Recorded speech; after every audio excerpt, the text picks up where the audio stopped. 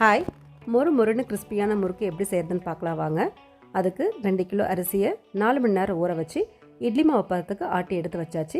கூடவே 1/2 கிலோ பொட்டுக்கடலையை மிக்சியில் அரைச்சி சடித்து அது கூட மிக்ஸ் பண்ணியாச்சு.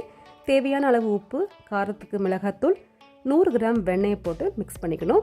இப்போது வறுத்து வச்ச எள்ளை அது கூடவே மிக்ஸ் பண்ணிவிட்டு சூடாக கொதிச்சிட்ருக்க எண்ணெயை அரை குழிக்கரண்டி எடுத்து மாவு கூட மிக்ஸ் பண்ணிக்கலாம். இப்படி மிக்ஸ் பண்ணுறதுனால முறுக்கு நல்லா சாஃப்டாக இருக்கும். அதே மாதிரி பிழியறதுக்கு ரொம்ப ஈஸியாகவே இருக்கும்.